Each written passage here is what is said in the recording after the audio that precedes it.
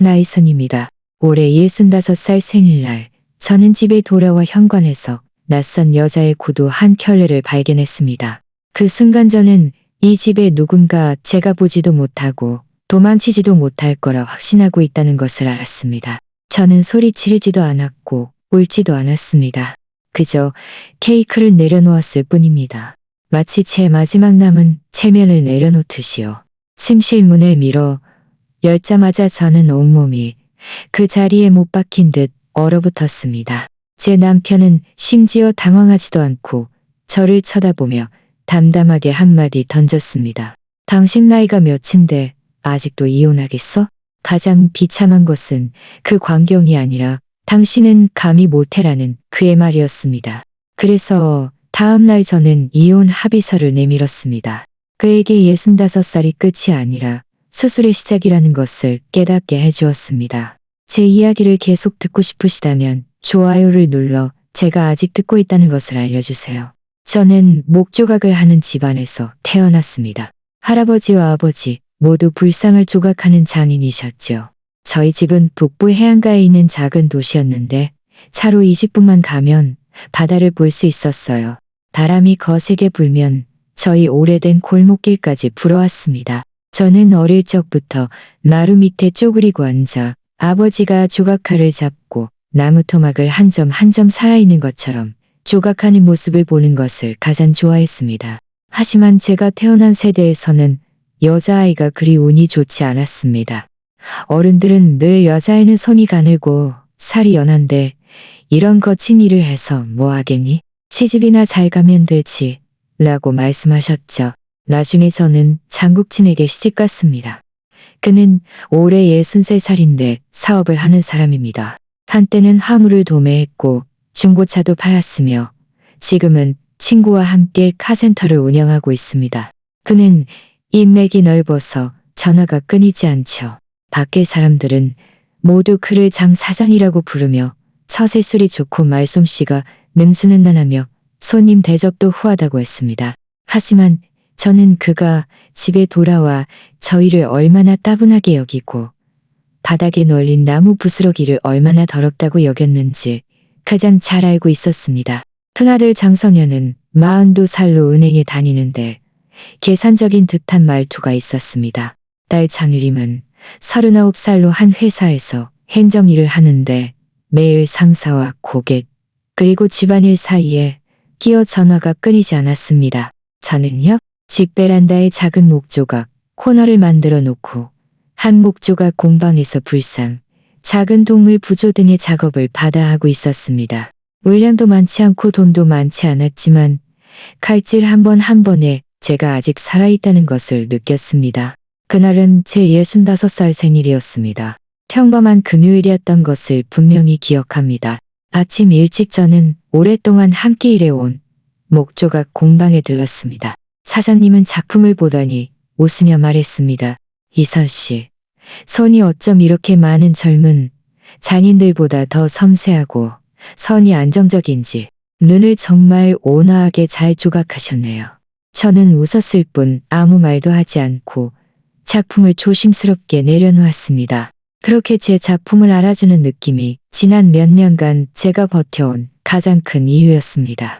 정산을 마치고 휴대폰을 보니 메시지 알림은 통신사에서 보낸 생일 축하 메시지 하나뿐이었습니다. 아이들도 남편도 보내지 않았죠. 사실 며칠 전 성현이 손주를 데리고 와서 간단하게 축하해 주기로 약속했었습니다. 장국진은 그저 저녁에 보자고 무심하게 말했고요. 저는 그가 오늘이 무슨 날인지 10중 8구 잊어버렸을 거라는 것을 잘 알고 있었습니다. 하지만 괜찮았습니다. 저 스스로에게 선물을 준비하면 되니까요. 집으로 가는 길, 저는 작은 케이크 상자를 들고 버스를 탔습니다. 버스는 흔들리고 창밖으로는 저희 도시의 흔한 풍경이 펼쳐졌습니다. 멀리 줄지어 늘어선 오토바이, 해안선, 흐린 하늘, 라디오에서는 오래된 노래가 흘러나왔고 저는 듣다가 문득 졸음이 쏟아지는 것을 느꼈습니다. 만약 그날 오후 제가 한 정거장 일찍 집에 돌아오지 않았다면, 만약 제가 평소처럼 작은 가게에서 사장님과 10분만 더 이야기를 나누었더라면 어쩌면 그 이후의 모든 것이 그렇게 일찍 제 눈앞에 드러나지 않았을지도 모릅니다. 하지만 인생에는 만약은 없고 결과만 있을 뿐입니다. 저희 집 연립주택에 도착해서 짐을 들고 계단을 올라갔습니다. 저희 집 문 맞은편에는 강희원 씨네 집이 있었습니다. 그녀는 40 초반으로 특별히 예쁘지는 않았지만 옷을 아주 잘 입었습니다. 손톱은 늘 새롭게 단장되어 있었고 입술은 붉게 칠해져 있었죠. 평소에도 행사 가이드 같은 일도 조금씩 했습니다. 그녀는 늘 헬시헬시 웃으며 저를 이선 씨라고 불렀습니다. 제 손에 나무 부스러기가 묻어 있는 것을 보면 어머, 대단하시네요. 저는 커터칼 쓰는 것도 선배일까봐 무서운데 하루 종일 그렇게 하시면 안 힘드세요? 라고 말하곤 했습니다. 저는 그때마다 그저 웃으며 익숙해지면 괜찮아요 라고 대답했습니다. 나중에 저는 그녀가 장국진과 저보다 더 많은 이야기를 나눈다는 것을 알게 되었습니다. 그때는 그저 나이 든 사람들이 수다를 좋아하는 것이라 생각하고 깊이 생각하지 않았습니다. 그날 오후 제가 문을 열자 현관은 온통 어둠에 잠겨 있었습니다. 불도 켜져 있지 않았고 신발도 정돈되어 있지 않았습니다. 집안은 너무 조용해서 뭔가 이상했습니다. 장국진이 집에 있다면 TV가 분명 켜져 있을 것이고 뉴스 소리나 예능 프로그램의 웃음소리가 온 층에 시끄럽게 울려 퍼질 것이라고 생각했죠. 하지만 그날은 달랐습니다. 저는 벽에 손을 짚고 스위치를 찾았습니다. 스위치를 누르기도 전에 허리를 숙여 신발을 갈아 신으려 했습니다. 바로 그 동작 때문에 저는 그 신발을 보게 되었습니다. 현관 바닥, 신발장 옆에 제가 한 번도 본 적 없는 여자의 신발 한 켤레가 놓여 있었습니다. 미색의 굽이 있는 구두였는데 굽은 높지 않고 3-4cm 정도였습니다. 신발 앞면에는 반짝이는 펄이 조금 있었고 신발 밑창은 아주 깨끗해서 신은 지 얼마 되지 않은 것 같았습니다. 저는 평소에 슬리퍼나 샌들을 신고 명절에나 겨우 낮은 굽 구두를 신는 정도였지 이런 스타일의 신발은 사지 않았습니다. 제 손에 들린 작은 케이크 상자가 공중에서 미세하게 흔들렸습니다. 비닐 손잡이가 손등을 아프게 쥐어왔습니다. 저는 일어서자 문득 목이 죄어오는 듯 했습니다. 국진 씨? 제가 불렀지만 아무도 대답하지 않았습니다. 저는 현관 불을 켰습니다. 그 노란빛이 순식간에 좁은 입구를 환하게 비추었습니다. 신발장, 우산, 그리고 그 낯선 여자의 신발, 그리고 제 손에 들린 작은 케이크. 저는 슬리퍼로 갈아 신고 천천히 거실로 걸어갔습니다. 거실의 커튼은 절반만 쳐져 있었고 TV는 꺼져 있었습니다. 테이블 위에는 컵 2개만 놓여 있었는데 그중 1개의 컵 받침이 축축했습니다. 거실에는 아무도 없었습니다. 침실 문은 살짝 열려 있었습니다. 평소 장국진은 낮잠을 잘 때 시끄러울까봐 문을 꽉 닫아두곤 했습니다. 하지만 그날은 문이 절반만 닫혀 있었고 문 틈으로 빗줄기가 새어나왔고 아주 작은 소리도 새어나올 만큼 충분했습니다.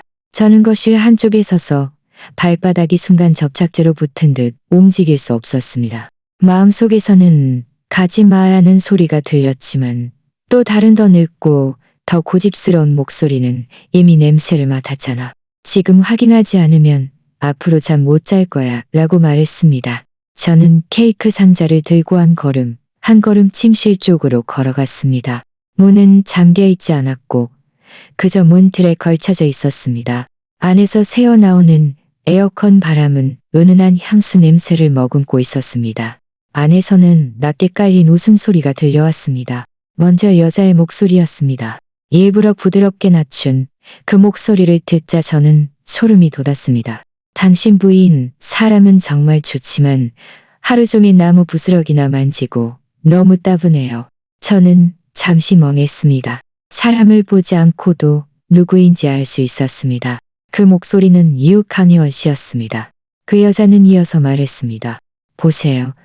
하루 종일 베란다에서 나무나 조각하고 햇볕에 얼굴은 거칠어지고 손은 거칠고 건조하고 방 안에서 또 다른 목소리가 들려왔습니다. 제가 너무나 익숙한 남자의 목소리였지만 평소보다 더 낮고 나른했습니다. 아이고, 그 사람은 그 사람의 나무가 있고 나는 나의 친구가 있는 거지. 안 그래? 당신이야말로 나를 이해하는 사람이지. 저는 듣고만 있었는데 손바닥에 땀이 나기 시작했습니다. 케이크를 든 손은 갑자기 너무나 무겁게 느껴졌습니다. 그 여자의 낮게 깔린 웃음소리가 다시 들려왔습니다. 이렇게 들락날락하다가 당신 부인한테 들키는 거 아니에요? 저는 아래층에서 그분을 볼 때마다 괜히 죄책감이 들어요. 장국진이 한번 웃었습니다. 그 웃음은 평생 그가 많은 사람들에게 사용했지만 저에게는 점점 더 적게 사용했던 그런 웃음이었습니다. 그는 느릿느릿 말했습니다. 이 나이에 그 사람이 뭘 할 수 있겠어? 몇 마디 잔소리하고 말겠지. 그 사람은 이혼 못해. 이혼하면 자기가 어떻게 해야 할지 모를걸? 저는 온몸이 안으로 가라앉는 느낌이 들었습니다. 가슴이 답답해서 아무 말도 할 수 없었습니다. 그들이 또 무슨 말을 했는지 사실 잘 기억나지 않습니다. 저는 문을 걷어차지도 않았고 손조차 내밀지 않았습니다. 그저 한참을 서 있다가 마치 음소거 버튼이 눌린 것처럼 천천히 뒤로 물러났습니다.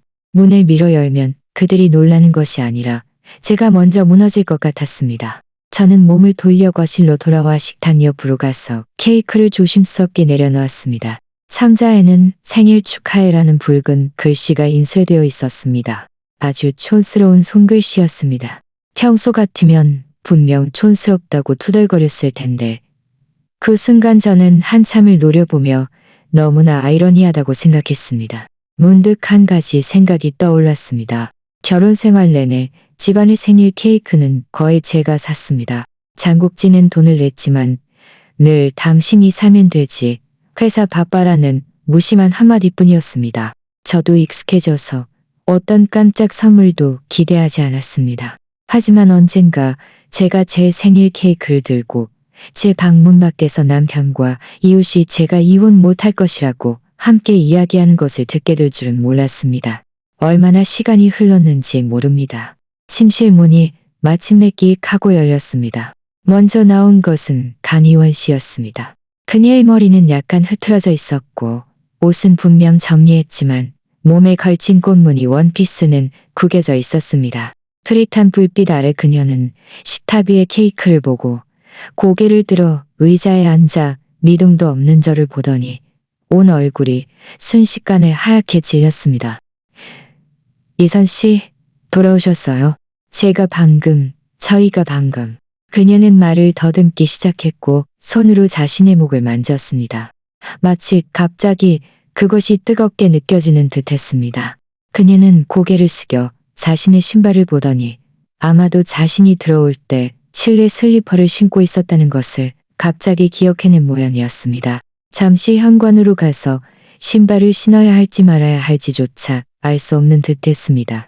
그녀는 문틀을 잡고 아주 어색하게 웃으며 말했습니다. 그럼 저는 잠시 물건 가지러 갈게요. 이따가 다시. 저는 그녀의 말을 받지 않았습니다. 그저 그녀를 바라보았을 뿐 눈꺼풀조차 움직일 힘이 없었습니다. 이런 상황에서 어떤 말이라도 천천히 가세요라고 말하는 것은 너무나 우스꽝스러웠습니다.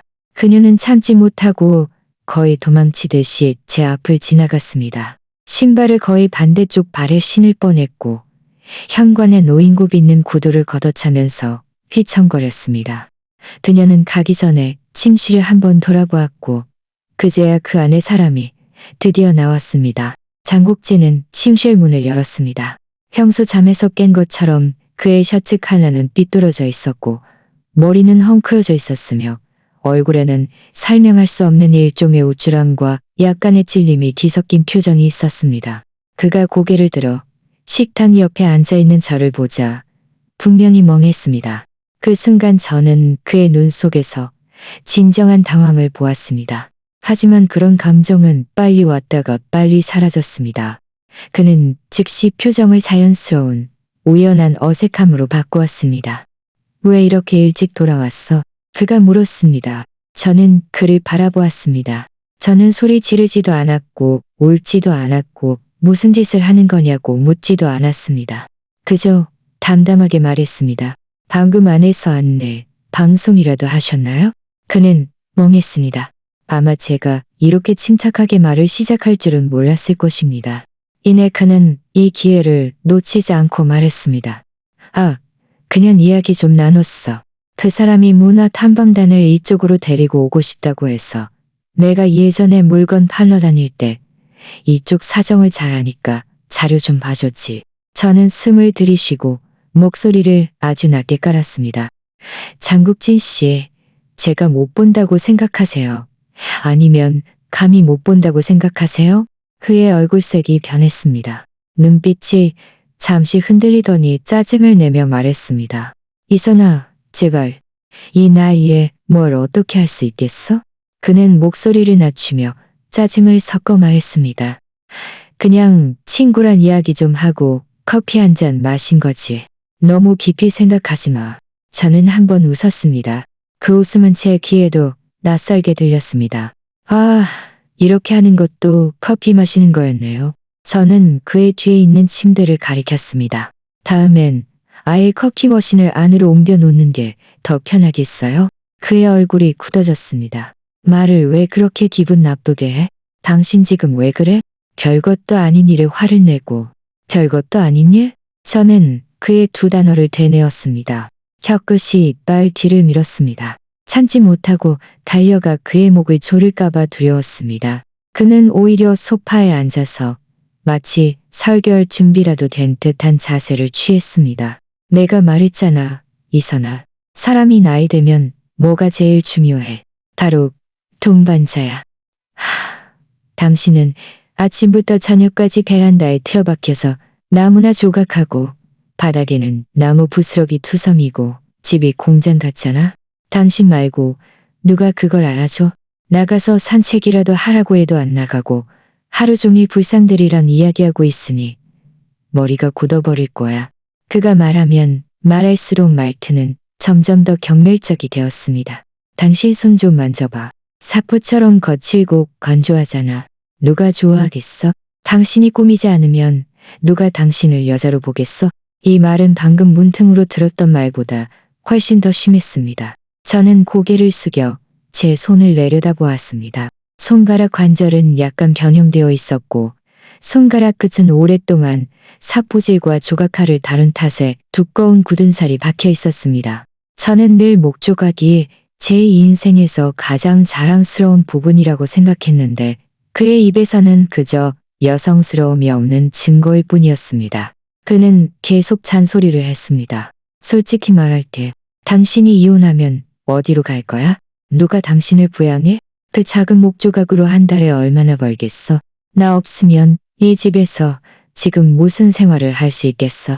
이 말을 듣자 저는 문득 좀 우스웠습니다. 40년 전 제가 큰아들을 임신했을 때 제가 친정에서 가져온 쌈짓돈을 그와 함께 집 계약금을 냈습니다. 그런데 그는 지금 한마디로 저를 그에게 부양받는 사람으로 분리해버렸습니다. 저는 그에게 따지지 않았습니다. 어떤 일은 말해봤자 우리 둘 다에게 창피할 뿐이니까요. 저는 그저 물었습니다. 그래서 제가 당신을 떠나지 못할 거라고 생각하는 거죠? 그는 제가 자신을 쳐다보는 것이 불편했는지 고개를 돌렸습니다. 당신이 가겠다면 당신 마음대로 해. 하지만 미리 말해두는데 이 집은 내 명의로 되어 있어. 당신이 이혼 소동을 피우면 누구 얼굴에 먹지 하는 거야? 정말 이렇게 막 나갈 거야. 이쯤 되자 저는 한 가지를 분명히 알 수 있었습니다.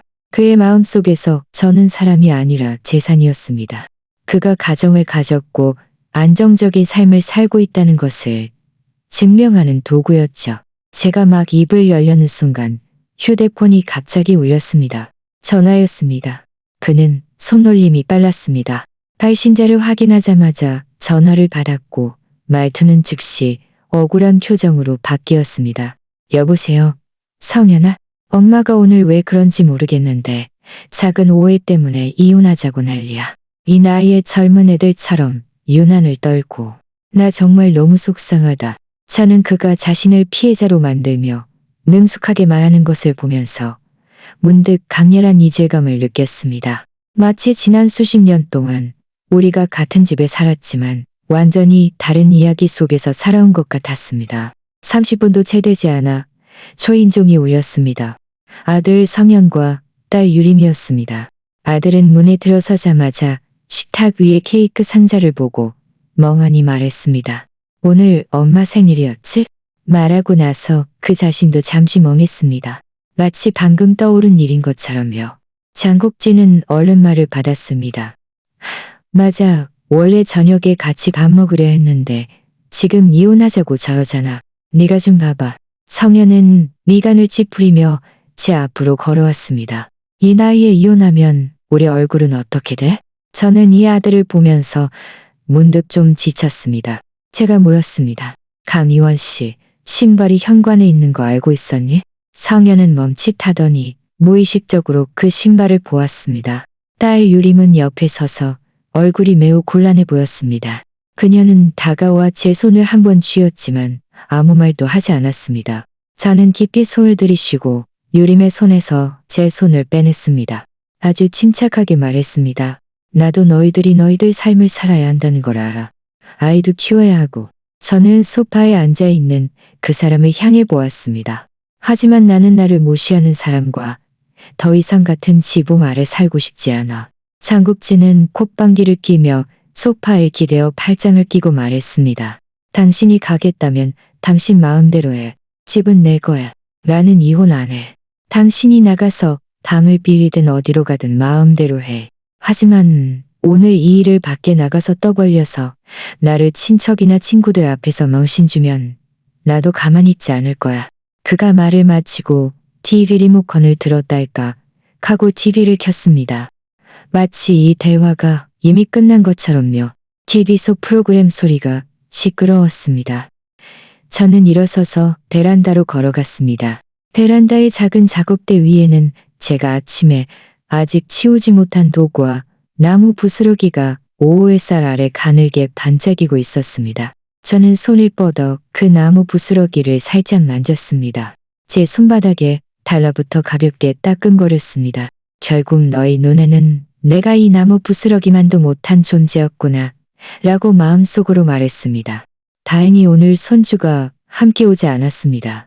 이렇게 어린아이는 어른들의 추한 모습을 이해하지 못하고 그저 겁먹을 뿐일 테니까요.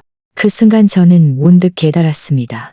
제 평생 처음으로 진심으로 이혼하고 싶다고 말하고 싶다는 것을요. 그 후의 일은 사실 한마디로 요약할 수 있습니다. 저는 떠났습니다. 하지만 인생은 드라마가 아니라는 것을 당신도 알 겁니다. 다음 순간 바로 이혼으로 넘어가지 않죠. 정말 어려운 것은 그 뒤에 며칠이었습니다. 그동안 장국진은 평소처럼 출근하고 평소처럼 전화를 받고 평소처럼 거실에서 야구 경기를 보았습니다.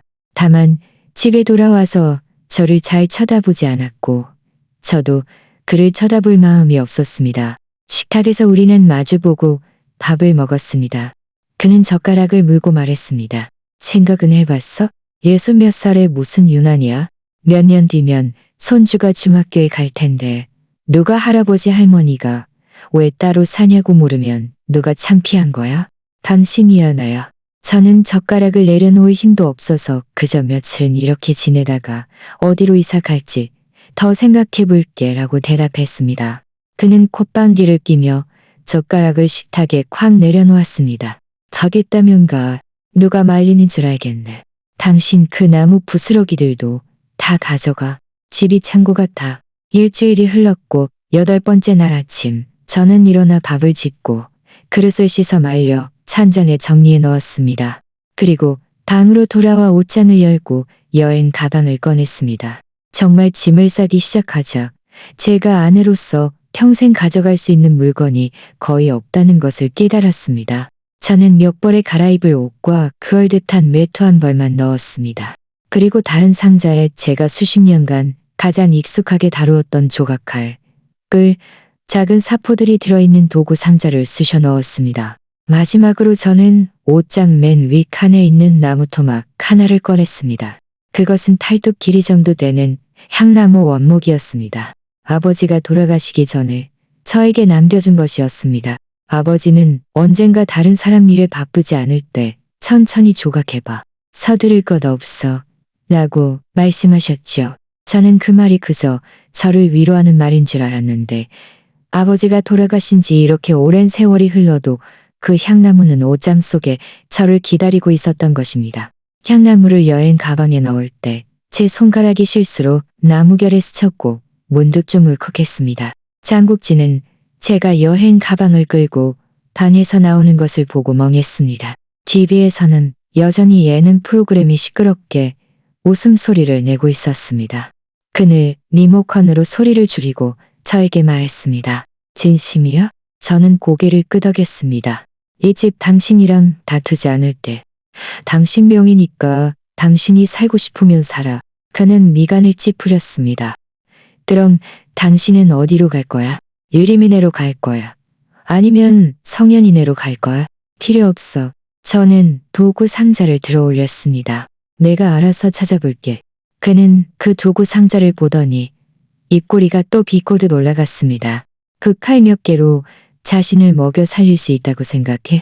당신은 지금 소녀가 아니라 65살 아줌마야. 저는 숨을 들이쉬고 아무 말도 하지 않았습니다.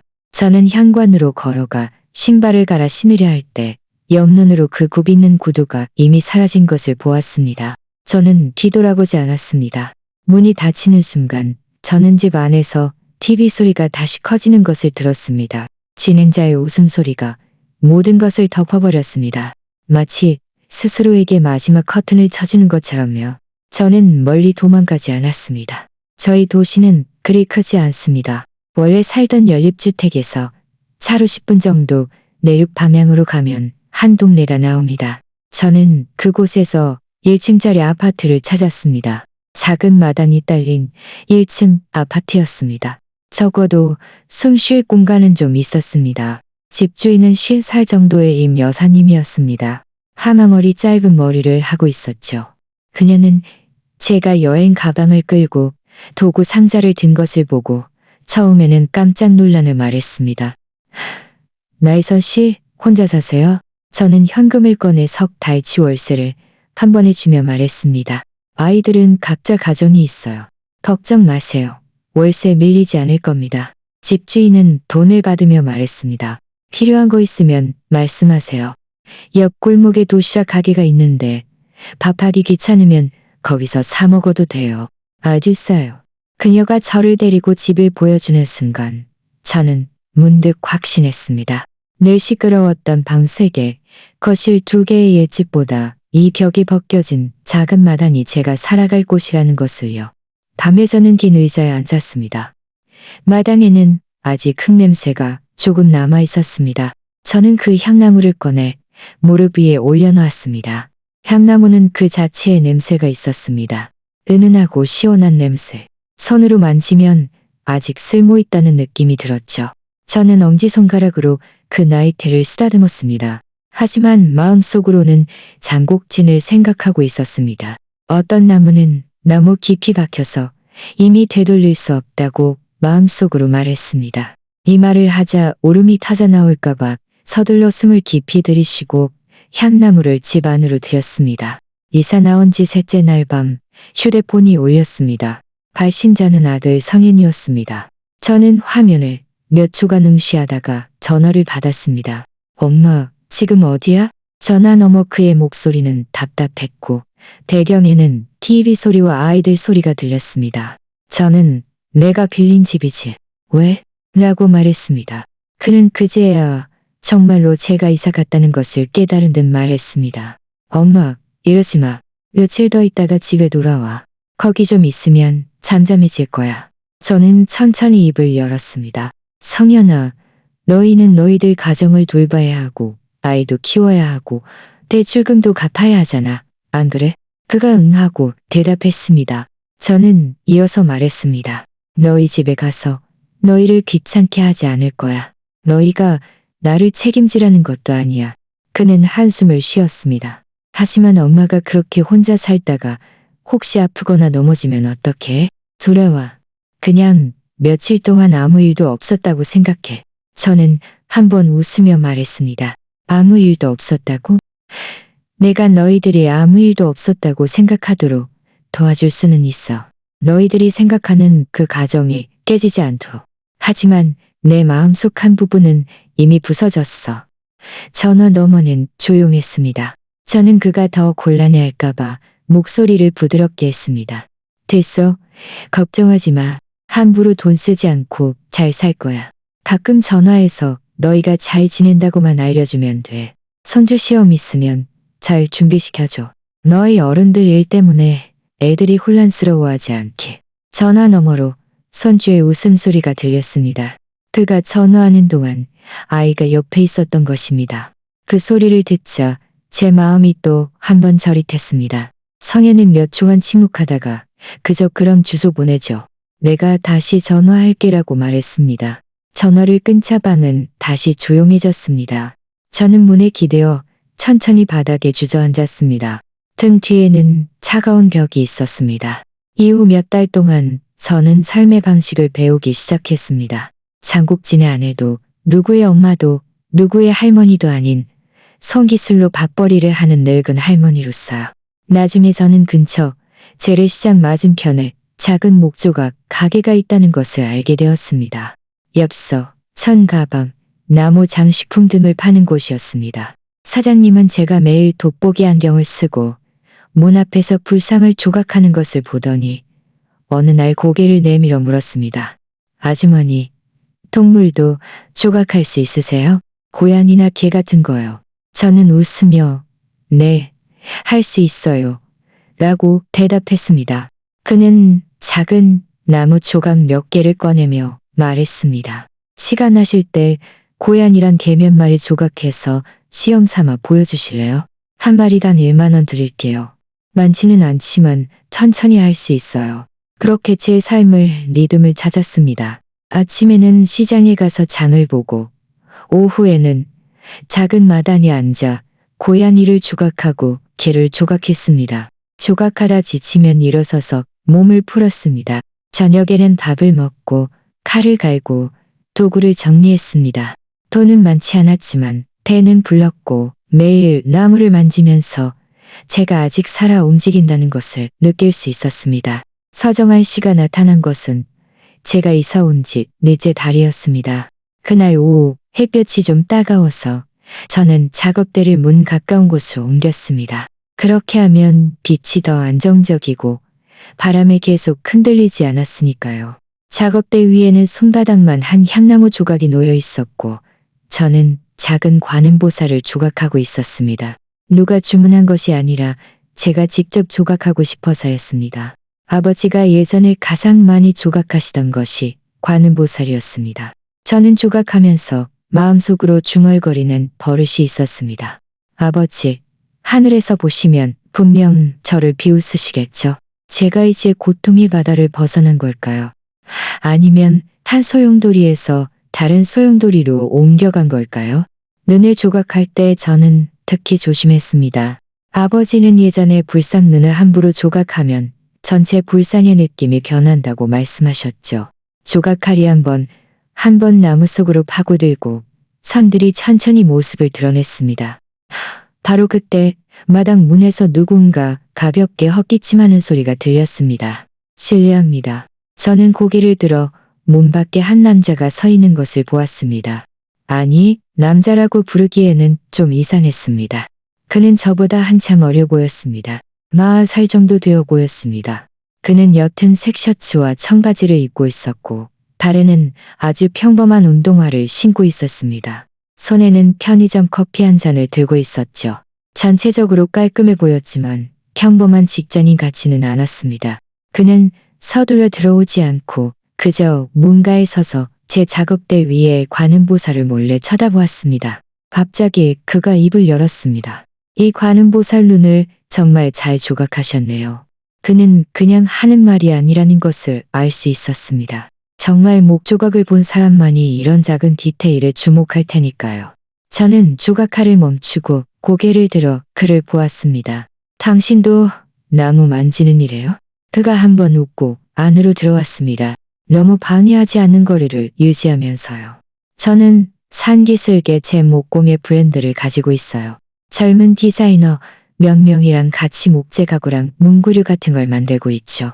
그가 잠시 멈칫하더니 시선이 다시 제 손으로 돌아왔습니다. 마치 갑자기 뭔가 생각난 듯이요. 선생님, 혹시 예전에 시내의 한올고미관에서 편액 하나 수리해 주신 적 있으세요? 저는 멍했습니다. 그거 아주 오래전 일인데 어떻게 아세요? 그는 좀 우쭐해하며 웃었습니다. 그 편액이 지금 제 친구 공방에 있거든요. 제가 처음 봤을 때 위에 새겨진 선들이 정말 특별하다고 생각했어요. 특히 옆에 연꽃이랑 구름 문양은 가늘지만 아주 깔끔하게 마무리되어 있었죠. 그는 공중에서 손으로 흉내냈습니다. 이렇게 칼질 한 번에 끝까지 내려가고 떨거나 그러지 않고요. 그의 묘사 방식에 저는 마음속으로 작은 인정을 받는 느낌이 들었습니다. 수년 동안 아무도 이렇게 진지하게 제 솜씨에 대해 말해준 적이 없었습니다. 대부분의 사람들은 그저 어머, 손재주 좋으시네요. 라고만 말했죠. 하지만 그는 어떤 선, 어떤 곡선인지까지 정확히 말했습니다. 그 편액은 제가 조각한 것이 맞아요. 저는 인정했습니다. 그때는 아직 젊어서 밤에 몰래 가서 조각하고 서둘러 집에 와서 밥을 지었죠. 그가 듣더니 눈을 반짝였습니다. 마치 보물을 발견한 듯이요. 그럼 제가 틀리지 않았네요. 저는 서정환이라고 해요. 그는 아주 자연스럽게 자신을 소개했습니다. 명함을 주고받는 그런 격식 차림 없이 그저 나무를 진심으로 좋아하는 사람이 또 다른 나무를 이해하는 사람에게 말을 거는 것 같았습니다. 서정환 씨는 마당에 한참을 서 있었습니다. 그는 저에게 몇 가지 질문을 했습니다. 어떤 나무를 쓰는지, 얼마나 오래 했는지, 지금은 어떤 일을 받아서 하는지. 저는 모든 질문에 대답하지 않고 그저 간단한 것들만 말했습니다. 제가 혼자 이사 나와서 작은 가게에서 장식품을 조각하며 산다고요. 그는 듣고 한숨을 쉬었습니다. 너무 아깝네요. 제가 미간을 찌푸렸습니다. 뭐가 아까워요? 이런 솜씨를. 그가 진지하게 말했습니다. 장식품 조각하는데 쓰기엔 아깝습니다. 그는 잠시 멈칫하더니 어떻게 말을 시작해야 할지 고심하는 듯 했습니다. 이렇게 말해볼게요. 저는 상기슬게 목공방이 하나 있는데 젊은 디자이너 몇 명이랑 같이 작업하고 있어요. 그 친구들은 그림은 정말 예쁘게 그리는데 진짜 전통적인 솜씨는 사실 잘 몰라요. 그는 제 작업대 위에 관음보살을 한번 보더니 이어서 말했습니다. 저는 줄곧 정말 나무를 이해하고 섬세하게 조각할 수 있는 선생님을 찾고 있었어요. 저는 선생님이라는 두 단어에 깜짝 놀랐습니다. 저는 손을 저으며 말했습니다. 그렇게 부르지 마요. 저는 할머니예요. 선생님은 학교에 있는 그런 분들이죠. 그가 웃으며 말했습니다. 학교 선생님은 학생들이 싫어하지만 공방 선생님은 모두가 모시고 싶어 할 거예요. 그는 농담처럼 말했지만 눈빛은 아주 진지했습니다. 이어서 말했습니다. 이선 선생님, 저희 공방에 와보실 생각 없으세요? 제가 아주머니를 자비시키려는 게 아니에요. 저는 아주머니가 핵심 잔인으로서 나무결을 어떻게 보는지, 나무결을 따라 어떻게 칼질을 하는지, 어떻게 하면 물건에 오랜 맛을 더할 수 있는지 단순히 예쁜 것만이 아니라 그런 것들을 가르쳐 주셨으면 좋겠어요. 저는 무심코 물었습니다. 월급은요? 그는 피하지 않고 말했습니다. 일단 기본급을 드릴게요. 은행이나 회사만큼 높지는 않을지 몰라도 지금 불상 수리하고 고양이 개 조각하는 거 다 합친 것보다는 분명히 많을 거예요. 그리고 시간은 유동적이에요. 몸이 힘드시면 언제든지 저에게 말씀하세요. 이 말을 듣자 제 마음속 작은 문이 한 줄기 틈을 열었습니다. 제 평생 처음으로 누군가 이렇게 진지한 말투로 당신의 솜씨는 가치가 있다고 말해 주었습니다. 어머, 대단하시네요. 같은 형식적인 말이 아니라 저를 진정한 장인으로 대해주는 것이었습니다. 하지만 습관이란 무서운 것입니다. 겸손해야 하는 습관, 양보하는 습관, 스스로를 작게 만드는 습관. 저는 무심코 말했습니다. 제가 이렇게 나이도 많고 손도 거친데 젊은이들을 가르치면 혹시 그들에게 폐가 되는 건 아닐까요? 서정환 씨는 저를 쳐다보고 아주 조용하게 한마디만 대답했습니다. 그들이 나무에 대해 아는 것은 아주머니 손에 있는 이 조각칼이 아는 것만큼도 안 될 겁니다. 저는 고개를 숙여 제 손을 내려다보았습니다. 지난 몇 년간 가정을 돌보느라 저는 조각칼을 치웠다가 다시 꺼내고 또 치웠다가 다시 꺼내기를 반복했습니다. 결국 저 자신조차 이 손이 한때 아버지와 같은 작업대 앞에 서 있었다는 것을 잊고 있었습니다. 마당에 바람이 불어왔고 저는 문득 오랫동안 느껴보지 못했던 감정을 느꼈습니다. 한번 시도해보고 싶다는 생각이 들었습니다. 그날 밤 저는 평소보다 일찍 불을 껐습니다. 간단한 저녁을 먹고 그릇을 씻어 말려 찬장에 넣어두었습니다. 그리고 그 향나무를 들고 마당으로 돌아왔습니다. 날은 이미 어두웠고 마당에는 작은 노란 등불 하나만이 향나무를 따뜻하게 비추고 있었습니다. 저는 아버지가 예전에 제 어깨를 두드리던 것처럼 향나무를 가볍게 두드렸습니다. 아버지라고 마음속으로 말했습니다. 제가 정말로 아버지가 예전에 말씀하셨던 손기술로 밥벌이하는 사람이 될 것 같아요. 저는 한번 웃고 덧붙였습니다. 하지만 늙은 할머니 버전으로요. 일주일도 채 되지 않아 서정아 씨에게 정말로 전화가 왔습니다. 이선 선생님, 그가 전화 너머에서 말했습니다. 저희 공방 정리가 끝났는데 먼저 와서 보실래요? 겸사겸사 나무 재료도 좀 봐주시고요. 그렇게 저는 이사 나온 지 5달째 산기슭 그 목공방으로 발걸음을 옮겼습니다. 저희 도시 변두리에는 산기슭으로 이어지는 산업도로가 있습니다. 공방은 억새풀 뒤에 숨어 있었고 반쯤 개방된 공간에 건물 한 채였습니다. 서정아 씨는 셔터문을 반쯤 올리며 저에게 말했습니다. 선생님, 앞으로 여기가 자주 오실 곳입니다. 안에는 커다란 작업대가 여러 개 있었고 젊은이 몇 명이 방진 마스크를 쓰고 무언가를 갈고 있었습니다. 우리가 들어오는 것을 보자마자 그들은 작업을 멈췄습니다. 여러분에게 소개할게요. 서정한 씨의 목소리는 숨길 수 없는 자부심으로 가득했습니다. 이분은 나이선 선생님이십니다. 앞으로 여러분의 나 선생님이 되실 분이에요. 문과 가장 가까이 있던 남자아이가 먼저 달려왔습니다. 그는 키가 크고 말랐으며 뿔테 안경을 쓰고 있었고 얼굴에는 여드름이 가득했습니다. 너무 긴장해서 손에는 아직 내려놓지 못한 사포를 쥐고 있었습니다. 나 선생님, 안녕하세요. 임지우라고 합니다. 뒤에 있던 포니테일 머리의 여자아이는 소매를 팔꿈치까지 걷어붙였는데 손톱에는 온통 나무 가루가 묻어 있었고 눈은 아주 반짝였습니다. 나 선생님, 안녕하세요. 황채윤이라고 합니다. 아주머니라고 부르면 돼요. 저는 서둘러 손을 저었습니다. 선생님이라니 감히 그럴 수 있나요? 입으로는 그렇게 말했지만 마음속으로는 저도 모르게 따뜻해졌습니다. 옛집 베란다에서 수십 년간 나무를 조각했지만 이렇게 많은 젊은이들 앞에서 제가 그들의 선생님이 될지도 모른다고 말해준 사람은 처음이었습니다. 처음 공방에 들어섰을 때 저는 마치 다른 세상에 던져진 것 같았습니다. 젊은이들이 컴퓨터 앞에서 선을 긋고 색깔을 조절하는데 저는 한마디도 알아들을 수 없었습니다. 그저 제가 불필요한 의자처럼 느껴질 뿐이었습니다. 서정한 씨는 나무 재료 더미를 제 앞에 옮겨놓으며 말했습니다. 선생님, 이것들 좀 봐주세요. 저는 쪼그리고 앉아 나무 조각 하나하나를 만져보았습니다. 이건 너무 무르네요. 변형될 거예요. 이건 나무결이 좋으니 불상 조각하기 좋겠네요. 제가 말하면 옆에서 마우스를 쥐고 있던 손들이 모두 멈추고 몰래 다가왔습니다. 황채우는 자신이 실패한 나무 고양이를 들고 약간 질리는 듯이 말했습니다. 이거 제가 조각한 건데 어딘가 이상해요. 제가 물었습니다. 진짜 고양이를 본 적 있어? 그녀는 고개를 저었습니다. 그렇구나. 제가 웃었습니다. 사진 100장 보는 것보다 소용없어.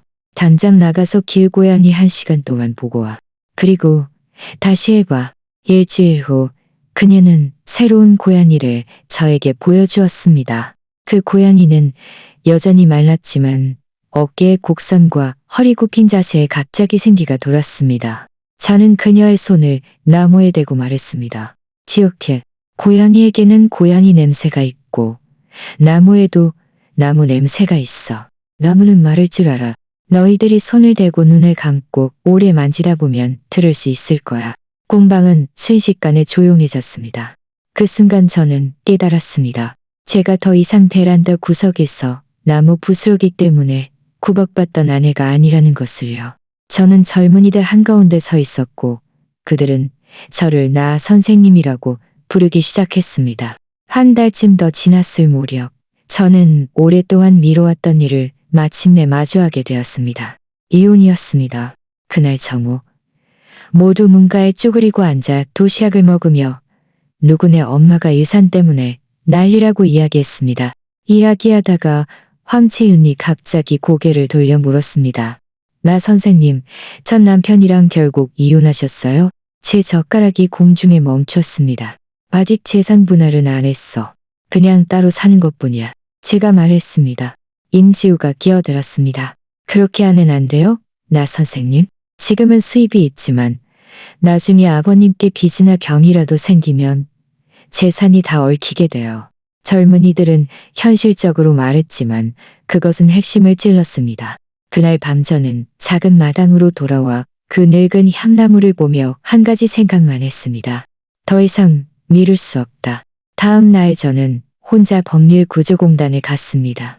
변호사는 한 가지만 확인했습니다. 이혼할 마음을 굳히셨습니까? 저는 네라고 대답했습니다. 저는 더 이상 여행 가방을 들고 쫓겨나는 여자가 되고 싶지 않습니다. 재판 당일 장국진은 여전히 소리쳤습니다. 자신이 스스로 이사 나간 건데 이제 와서 돈을 요구한다고. 저는 처음으로 판사 앞에서 아주 솔직하게 말했습니다. 지난 40년간의 집안일, 시부모님, 아이들, 주택담보대출. 저는 감정은 요구하지 않습니다. 그저 제 인생을 계산해 놓은 숫자 하나만 원합니다. 결국 판결은 집은 그에게 주고 그는 저에게 4,200만 원을 주라는 것이었습니다. 그 순간 저는 한 가지 생각만 했습니다. 이것은 판결문이 아니라 칼이다. 나를 그의 삶에서 산채로 잘라내는 칼. 그 4,200만 원은 제가 빚을 갚고 노후 자금을 모으고 공방에 투자하는 데 썼습니다. 누구의 가정을 위해서가 아니라 앞으로 나이선이라는 제 이름만 남게 될 미래를 위해서였습니다. 이혼 판결 후에도 아이들은 여전히 저를 찾아왔습니다. 어느 토요일 오후 공방이 비교적 한가해서 저는 문가에서 관음보살을 만들 향나무를 깎고 있었습니다. 문가에서 누군가 엄마라고 불렀습니다. 고개를 들자 아들 성현과 딸 유림이었습니다. 그들은 넥타이를 매고 화장한 얼굴로 공방에 들어서자마자 본능적으로 발걸음을 조심했습니다. 바닥에 널린 나무 부스러기에 익숙하지 않은 듯 했습니다. 제가 물었습니다. 어떻게 내가 여기 있는 걸 알았어? 딸 유림이 말했습니다. 성현 오빠가 줘서 알려줬어요. 서정아 씨가 안에서 고개를 내밀었습니다. 오셨어요? 잠시만요. 나 선생님이 작업 마치고 천천히 이야기 나누세요. 그 나 선생님이라는 호칭에 둘 다 멍했습니다. 마침 손님들이 용 기둥과 불상 사진을 보러 왔습니다. 서정아 씨는 자연스럽게 이선 선생님, 이분들께 설명 좀 해주세요 라고 말했습니다. 저는 행주를 들고 다가가 나무결과 비율에 대해 간단히 설명했고 손님들은 듣고 웃으며 말했습니다. 나 선생님 설명이 정말 명확하네요. 사람들이 이 공방이 선생님 덕분에 유지된다고 말하는 이유를 알겠어요. 제가 미처 대답하기도 전에 뒤에서 누군가 가볍게 헛기침을 했습니다. 뒤돌아보니 성현이었습니다.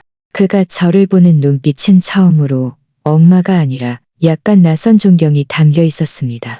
아, 우리 엄마가 다른 사람들의 세상에서는 선생님이라고 불릴 수 있는 사람이었구나. 손님이 가고 나서야 그는 작은 목소리로 물었습니다. 엄마, 지금 돈은 충분히 쓰세요? 저는 웃으며 앞치마에 손을 닦았습니다. 충분해. 보험도 들고 월세도 내고 가끔 네 아들 맛있는 거 사줄 정도는데. 그가 고개를 끄덕였습니다. 요림이 조용히 말했습니다. 엄마, 지금 보니까 훨씬 더 행복해 보여요. 제가 고개를 끄덕였습니다. 여기가 예전 집보다 숨쉬기 편해. 제가 말하지 않은 것은 그 아파트에서는 제가 숨쉬는 것조차 시끄럽다고 구박받았다는 것입니다. 그들이 갈 때 문가의 나무 간판이 바람에 흔들렸습니다. 나이선 목공방. 이제 그것은 그들에게 너희 엄마는 이제 자기만의 자리가 있다고 상기시켜 주었습니다. 이혼 후 저와 장국진은 은행 계좌, 이체 관계만 남았습니다. 가끔 그에게서 전화가 오면 저는 번호를 보자마자 속으로 한숨을 쉬었습니다. 때로는 그가 걱정하는 척했습니다. 요즘 잘 지내? 밖에 나가서 나무 만지면서 신나게 지낸다고 들었어? 때로는 비꼬는 듯했습니다. 밖에 젊은이들이 입 빨린 소리로 몇 번 선생님이라고 부른다고 진짜인 줄 알겠네. 처음에는 저도 예의상 두 마디 정도 대답했지만 나중에는 아예 그의 전화를 받지 않았습니다. 삶은 평소대로 흘러갔습니다. 한 번은 그가 공방으로까지 전화했습니다. 제가 임지우에게 찢어진 작업 때 수리하는 법을 가르치고 있었는데 양손에 온통 나무 가루가 묻어 바빴습니다. 서정을 씨가 대신 전화를 받았습니다. 그는 정중하게 말했습니다. 지금 바쁘신데 무슨 일 있으면 제가 전달해 드릴까요? 전화 너머에서 무슨 말을 했는지 모르겠지만 그의 얼굴은 정중함에서 차가움으로 변했고 마지막에는 담담하게 한마디 했습니다. 죄송합니다만 그분은 저희 공방의 나 선생님이십니다. 지금은 전화 받을 시간이 없습니다. 전화를 끊고 나서 그는 저에게 선생님, 제가 너무 심하게 말했나요? 라며 미안해했지만 저는 웃음을 참지 못하고 행주를 떨어뜨릴 뻔했습니다. 방금 그 말 다시 한번 해봐. 그가 다시 한번 그 말을 읊조렸습니다. 그 순간 제 마음속에는 딱 두 글자만 떠올랐습니다. 통쾌하다. 누군가 저를 대신해서 화를 내주었기 때문이 아니라 제가 더 이상 장국진의 아내라는 호칭으로 살 필요가 없다는 것을 분명히 깨달았기 때문입니다. 그 후로 그의 전화는 저에게 보험 영업 전화처럼 있어도 그만 없어도 그만이었습니다. 만약 당신이 저에게 이혼 후 어떻게 지내느냐고 묻는다면 한마디로 간단하게 말할 수 있습니다. 아침에는 나무 냄새 맡고 오후에는 젊은이들한테 잔소리하고 저녁에는 은행이랑 숫자 계산하며 지낸다. 삶은 화려하지 않았지만 아주 조용했습니다. 오히려 장국진은 훨씬 더 시끄럽게 살았습니다. 전 남편의 최근 소식은 모두 아이들의 입을 통해 들려왔습니다. 어느 날 저녁 공방문을 닫을 시간이라 제가 도구를 정리하고 있는데 유림이 도시락 봉투를 들고 들어왔습니다. 얼굴에는 피곤함이 역력했습니다. 엄마, 제가 제육볶음 도시락 사왔어요. 그녀의 목소리는 작았지만 도시락을 내려놓는 동작은 아주 조심스러워서 무엇인가를 놀라게 할까봐 걱정하는 듯 했습니다. 제가 그녀를 한번 보았습니다. 왜 그렇게 얼굴이 안 좋아? 사장님한테 혼났어? 그제야 그녀가 답답한 듯 입을 열었습니다. 아빠 쪽 일이에요. 제가 응 하고 대답했지만 말을 받지 않고 플라스틱 의자를 끌어당겨 앉았습니다. 제가 말을 시작하지 않으면 많은 이야기가 멈추지 않을 것이라는 것을 알았기 때문입니다. 과연 그녀는 한숨을 쉬며 말했습니다. 아빠가 옛집을 담보로 대출받아서 사람들이랑 무슨 해산물 체인점에 투자했대요. 돈 많이 벌어서 가게 여러 개 열 거라고 했는데 결국 어떻게 됐겠어요? 사람들이 돈 들고 튀고 아빠 혼자 은행한테 쫓기고 있어요. 저는 잠시 멈칫했지만 결국 참지 못하고 물었습니다. 강희원 씨는? 유림이 씁쓸하게 웃었습니다. 벌써 오래전에 사라졌어요. 일이 터지기 얼마 전에 아빠한테 잠시 냉각기를 가지자고 말했다고 하더라고요. 문제 생기기 전에 먼저 도망친 거죠. 지금은 집도 없고 그 사람도 소식이 없어요. 저는 예전에 그가 내가 형제들이랑 아주 친해서 이건 무조건 돈이 된다고 말하던 그의 비꼬는 얼굴을 떠올렸습니다. 전혀 놀랍지 않았습니다. 그래서 지금은 어떻게 됐어? 제가 물었습니다. 유림이 젓가락을 내려놓았습니다. 어떻게 됐냐고요? 카드 빚이 산더미같이 쌓여서 은행에서 계속 저한테 전화해서 아빠랑 연락이 안 되니 전해달라고 해요. 제가 그 사람들한테 저는 그냥 딸일 뿐이라고 말했는데 상담원이 전화 너머에서 잠시 멈칫하더라고요. 저 대신 민망해하는 거죠. 그녀가 이 말을 할 때 눈가가 약간 붉어졌습니다. 저는 침묵했습니다. 그저 도시락을 그녀 쪽으로 밀어주며 말했습니다. 일단 밥부터 먹어. 정말로 큰일은 며칠 후에 일어났습니다. 그날 밤 공방은 야근을 했습니다.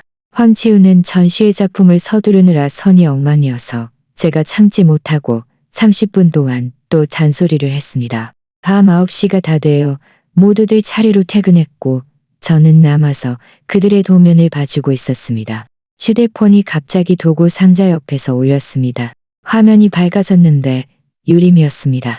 평소 이 시간에는 아이들을 재우느라 바빠서 전화가 거의 오지 않았습니다. 제가 엄지손가락으로 막 화면을 스치자 그녀의 목소리가 울먹이며 터져 나왔습니다. 엄마, 지금 어디예요? 제 심장이 철렁했습니다. 공방이야. 왜? 그녀가 이어서 말했습니다. 엄마, 시립병원으로 와주실 수 있어요? 응급실 쪽이에요. 그녀는 숨을 들이쉬고 목소리를 떨며 말했습니다.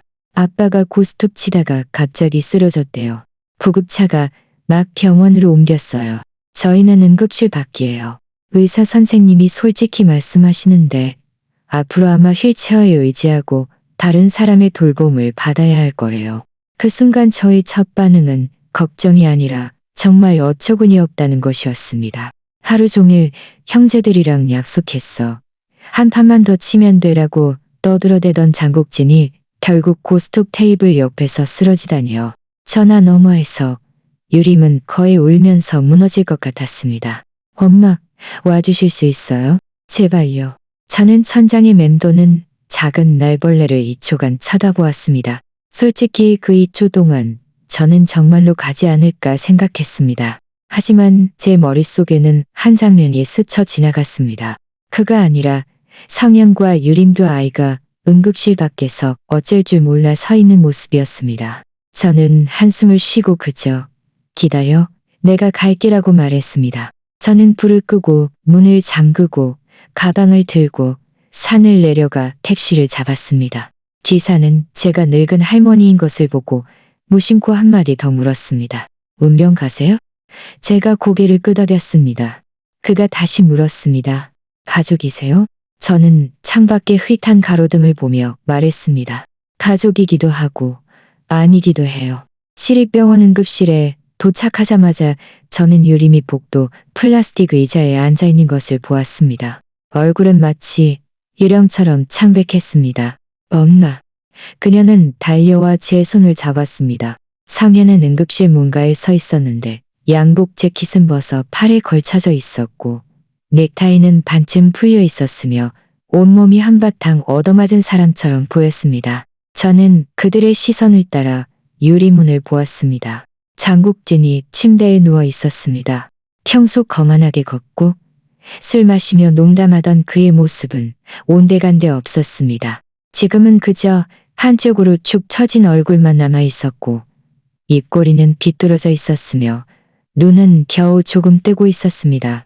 팔다리는 자신의 것이 아닌 듯 침대 옆에 힘없이 늘어져 있었고 몸에는 튜브가 꽂혀 있었고 옆에서는 기계가 낮게 울고 있었습니다. 솔직히 그 광경을 보고 제 마음속에는 인과응보가 이렇게 빨리 오는구나 하는 통쾌함 같은 것은 없었습니다. 그저 설명할 수 없는 공허함만 있었습니다. 저는 무의식적으로 복도 양쪽을 한 바퀴 둘러보았습니다. 반짝이는 굽이는 구두도 꽃무늬 원피스도 제 집문 앞에서 저를 이선 씨라고 부르다가 침실 문 뒤에서 그렇게 다정하게 부르던 그 여자는 없었습니다. 그의 곁에는 그저 그가 당연히 모든 것을 감당해 줄 것이라고 여겼던 두 아이뿐이었습니다. 의사가 문을 열고 나오며 병록을 들고 빠른 목소리로 말했습니다. 환자는 일단 안정되었습니다. 이제 중환자실로 옮겨 며칠 관찰해야 합니다. 솔직히 말씀드리자면 앞으로 말하는 것이 불분명해질 수 있고 신체 회복도 제한적일 것입니다. 마음의 준비를 하셔야 합니다. 이 말은 남매의 머리 위에 각각 한 번씩 망치질을 한 것 같았습니다. 의사는 덧붙였습니다. 건강보험으로 일부는 커버되지만 중환자실에는 비급여 항목이 있습니다. 나중에 일반 병실로 옮기고 나면 간병비 등 장기적인 비용이 발생할 것입니다. 잠시 후 1층 원무과에서 입원 수속을 하십시오. 그 순간 복도 불빛이 갑자기 눈부시게 밝아졌습니다. 성현이 먼저 입을 열었습니다. 500만 원을 못 내는 건 아니지만 그가 휴대폰을 쥐고 씁쓸하게 웃었습니다. 이게 사흘 입원하고 집에 돌아가는 감기 같은 게 아니잖아요. 나중에 간병비까지 더하면 제 쪽도 주택담보대출, 자동차 할부, 아이들 학원비 때문에 부담이 클 거예요. 유림은 고개를 숙이며 말했습니다. 저도 일단 카드로 결제할 수는 있지만 시댁에서 분명 물어볼 거예요. 네 아빠 예전에는 돈 잘 벌었는데 왜 이렇게 됐냐고. 그들의 시선이 동시에 저에게로 향했습니다. 저는 천천히 가방 지퍼를 열고 통장 하나와 은행 카드 한 장을 꺼냈습니다. 그것은 이혼 후 제가 나무 부스러기 속에서 한 방울 한 방울 잔에 모은 돈이었습니다. 이 카드에 아직 좀 있어. 저는 성현에게 건넸습니다. 비밀번호는 네 생일이야. 먼저 가서 이번 보증금 내. 그가 멈했습니다. 엄마, 이건 엄마 돈이잖아요. 하르, 제가 그의 말을 끊었습니다. 이 돈은 그를 위한 게 아니라 너희들을 위한 거야. 너희들은 이미 그를 돌보고 있잖아. 더 이상 은행에 쫓겨다닐 필요 없어. 유림의 눈가가 순식간에 붉어졌습니다. 엄마, 그 사람이 그때 엄마한테 그렇게 했는데 아직도 돈을 내주실 거예요? 저는 한숨을 쉬었고 오히려 침착한 말투로 말했습니다. 내가 돕는 건 너희들이지 그 사람이 아니야. 그 사람의 평생 빚은 당연히 누군가 그에게 따져 물을 거야. 나는 더 이상 따지고 싶지 않아. 말을 마치고 저는 유리문 안쪽에 누워있는 그 사람을 다시 한번 쳐다보았습니다. 불빛 아래 그의 얼굴은 창백하고 축 처져 있었고 침실 문 뒤에서 비웃으며 그 사람이 이혼하면 내가 어떻게 해야 할지 모를 거리라고 말했던 그 입과 합쳐져 보니 문득 좀 우스웠습니다. 결국 언젠가는 정말로 그가 어떻게 해야 할지 모르는 날이 올 것이라는 생각이 들었습니다. 중환자실에서 닷새를 보낸 후 닷새째 장국진은 일반 병실로 옮겨졌습니다. 저는 한 번 문가에 서서 그를 보러 갔습니다. 그는 몸의 반쪽이 거의 움직이지 못했고 말은 그저 할 뿐 혀가 머리를 따라가지 못했습니다. 예전에 가장 남에게 약한 모습을 보일까봐 체면을 잃을까봐 두려워했던 장국진은 이제 병실에 누워 간호사가 몸을 뒤집어주고 있었습니다. 복도에는 성현이 플라스틱 의자에 앉아 두 손으로 얼굴을 감싸고 있었습니다. 이번 주에 휴가 내느라 상사가 저를 싫어할 지경이에요. 그가 답답한 듯 말했습니다. 업무는 산더미인데 아무도 대신할 사람이 없으니 이러다가는 제 자리마저 지키지 못할 거예요. 저는 그를 보며 천천히 입을 열었습니다. 간병비는 내가 최대한 낼게. 버틸 수 있는 만큼 버티자. 제가 잠시 멈칫하고 이어서 말했습니다. 하지만 한 가지는 너희들이 지금 분명히 들어야 해. 성현이 고개를 들어 저를 응시했습니다. 제가 그를 돌보러 돌아가야 한다고요? 저는 한 글자 한 글자 말했습니다. 나는 그렇게 못해. 복도는 멀리 간호사 스테이션의 전화 소리만 남긴 채 조용해졌습니다.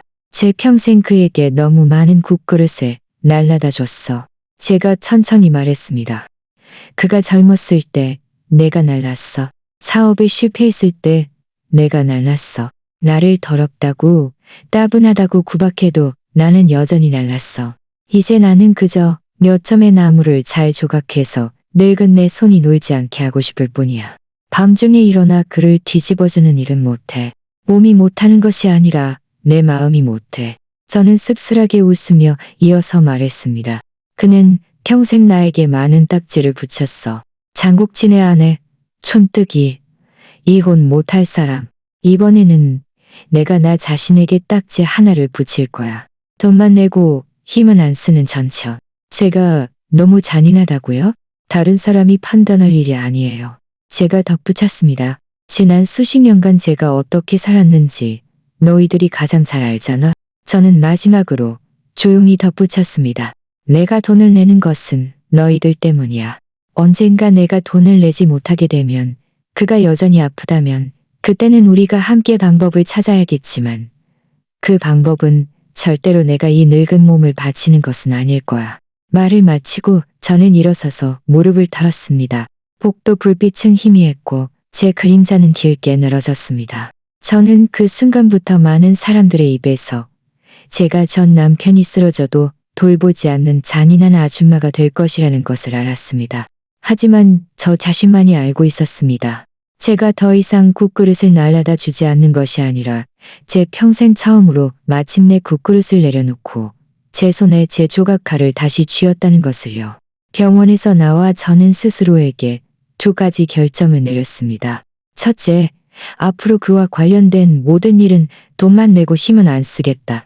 둘째, 다른 사람들이 저를 아무리 잔인하다고 말해도 제 평생 다시는 국그릇을 날라다 주러 돌아가지 않겠다. 결국 얼마 지나지 않아 저는 사람이 뒤돌아보지 않을 수는 있지만 어떤 것들은 전화 너머에서 쫓아온다는 것을 알게 되었습니다. 그날 저녁 공방 퇴근 후 다른 사람들은 모두 갔고 저와 서정아 씨만 남아 물건을 정리하고 있었습니다. 그가 마지막 나무 재료 상자를 구석으로 밀어넣고 제가 여전히 멍하니 서 있는 것을 보고 무심코 물었습니다.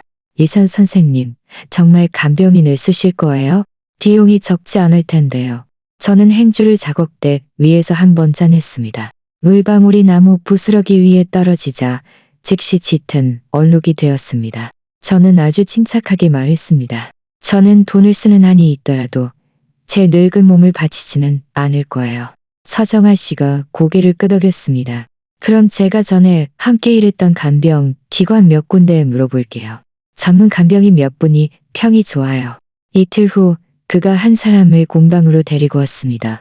그 남자는 40살 정도의 키는 크지 않았지만 어깨가 넓었고 피부는 햇볕에 그을려 까무잡잡했습니다. 낡은 뿔테 안경을 쓰고 있었지만 많은 생로병사를 겪은 듯한 침착함이 있었습니다. 라이선 씨, 안녕하세요. 그가 예의 바르게 고개를 숙였습니다. 박국진이라고 합니다. 예전에 장기 요양기관에서 일했습니다. 우리는 공방문과의 작은 의자에 앉아 계약에 대해 이야기했습니다. 계약을 마친 후 저는 한 가지 일을 했습니다. 박국진의 전화번호를 받지 않았습니다. 저는 모든 비용을 정해두고 매달 10일에 간병비와 생활비를 성현의 계좌로 일괄이체하여 그가 지불하도록 했습니다. 저는 성현에게 한마디만 말했습니다. 만약 부족하면 메시지 보내. 내가 더 보태줄게. 전화 너머에서 그는 몇 초간 침묵하다가 느릿느릿 말했습니다. 엄마, 이렇게 하면 너무 힘드시지 않을까요? 저는 말했습니다. 내가 좀 힘들어도 너희 두 작은 가정이 무너지는 것보다 낫잖아. 처음 며칠은 놀랍도록 조용했습니다. 공방은 늘 문을 열었고 나무 부스러기는 늘 바닥에 날렸습니다. 어느 날 저녁 8시쯤 저는 문가의 작은 작업대에서 작은 관음보살을 조각하고 있었습니다. 주문받은 것이 아니라 제가 직접 조각하고 싶어서였습니다. 불빛이 은은하게 비추었고 휴대폰이 마침 옆에서 울렸습니다. 화면에 낯선 번호가 떴는데 시내 지역 번호였습니다. 저는 잠시 멍했다가 무심코 전화를 받았습니다. 여보세요? 전화 너머에서는 아무 말도 없었고 그저 거친 숨소리만 들려왔습니다. 일반 감기 같은 숨소리가 아니라 마치 누군가 가슴에 돌을 얹어 숨이 막힌 듯한 소리였습니다. 그 숨소리 사이로 끊겼다 이어지는 아 하는 소리가 섞여 있었는데 마치 목이 졸린 듯 했습니다. 저는 직감적으로 누구인지 알았습니다. 장국진. 저는 휴대폰을 쥐고 있었는데 갑자기 등골이 서늘해졌습니다. 전화 너머에서 누군가의 목소리가 전화기에 더 가까이 들렸습니다. 장 선생님, 천천히 말씀하세요. 천천히. 제 목이 메어 아무 말도 할 수 없었습니다. 그저 아주 천천히 휴대폰을 떼어내 화면에 뜬 번호를 보고 뜬키 버튼을 눌렀습니다. 휴대폰 화면이 꺼지기 전에 저는 유리창에 비친 제 모습에서 눈가에 주름이 한데 모여있는 것을 보았습니다. 그것이 분노인지 피로인지 알 수 없었습니다. 저는 휴대폰을 뒤집어 화면이 아래로 향하게 놓고 다시 조각칼을 들었습니다. 그날 밤 저는 손가락이 아플 때까지 조각했지만 관음보살의 눈은 아직 완성되지 않았습니다. 첫 전화 이후 두 번째 전화가 곧 왔습니다. 처음에는 하루에 한 통, 마치 아이가 문을 두드리며 나 여기 있어요. 들리세요? 한인 것 같았습니다. 나중에는 하루에 3통, 5통, 10통으로 늘어났습니다.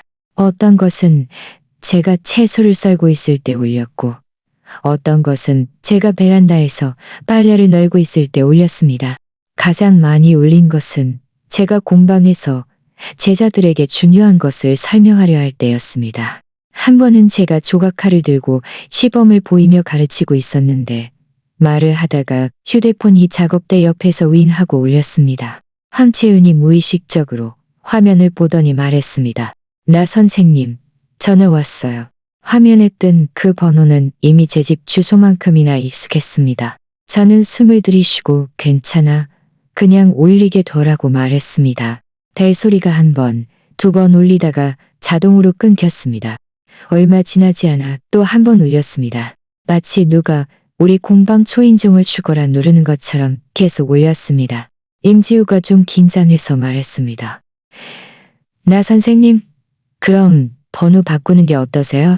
제가 해드릴게요. 금방 돼요. 저는 고개를 저었습니다. 그냥 이렇게 둬.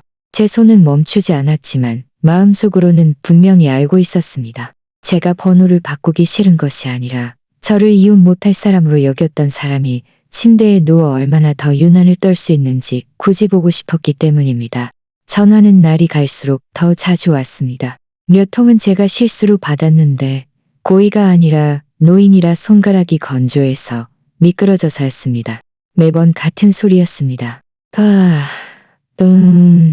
가끔 그 사이에 선인지 기침 소리인지 모를 불분명한 음절이 한두 개 섞였습니다. 저는 한 번도 대답하지 않았습니다. 그저 휴대폰을 쥐고 5초, 10초를 듣다가 조용히 끊었습니다. 끊고 나서는 손을 씻었습니다. 더러워서가 아니라 그 소리가 귀에 달라붙어 씻어낼 수 없는 기름때처럼 느껴졌기 때문입니다. 일이 정말로 터진 것은 어느 수요일 오후였습니다. 그날은 날씨가 좋아서 저는 작업대를 창가로 옮겼습니다. 햇살도 좋고 바람도 적당했습니다. 저는 이 관음보살을 좀 더 예쁘게 조각해서 제가 이사 나온 후의 삶을 보여주는 작품으로 만들고 싶다는 작은 기대를 품고 있었습니다. 먼저 천천히 윤곽을 조각했습니다. 조각칼이 나무 위를 미끄러지고 나무 부스러기가 실처럼 말려 올라와 작업대 위에 작은 핏자국처럼 떨어졌습니다. 눈을 조각할 때 저는 특히 조심했습니다. 아버지는 늘 눈을 잘못 조각하면 전체 작품이 망가진다고 말씀하셨으니까요. 저는 숨을 죽이고 조각칼 끝으로 가볍게 점을 찍었습니다. 웬 휴대폰이 작업대 발치에서 울렸습니다. 화면이 밝아졌는데 여전히 그 번호였습니다. 제 눈꼬리가 스치자 조각칼이 저도 모르게 떨렸습니다. 그 칼질 한 번에 관음보살에 원래 온화했던 눈꼬리에 이상한 뾰족한 각이 생겼고 얼굴 전체의 분위기가 순식간에 변했습니다. 마치 뒤에서 누군가 세게 밀친 것 같았습니다. 저는 퍽 소리와 함께 조각칼을 작업대에 던졌습니다. 휴대폰은 여전히 울리고 있었고 마치 누군가 제 귀에 계속 나를 봐, 나를 봐, 나를 봐 라고 말하는 것 같았습니다. 제 가슴은 답답해졌고 손을 뻗어 휴대폰을 움켜쥐고 바로 수신 버튼을 눌렀습니다. 대체 뭘 원하는 거야? 저는 처음으로 그 너머를 향해 소리쳤습니다. 제 목소리가 터져나오자 공방은 갑자기 조용해져서 바람 소리조차 들릴 지경이었습니다. 전화 너머의 원래 거친 숨소리가 1초간 멈추더니 이어서 제가 한 번도 들어본 적 없는 소리가 들렸습니다. 욕하는 소리도 애원하는 소리도 아니었습니다.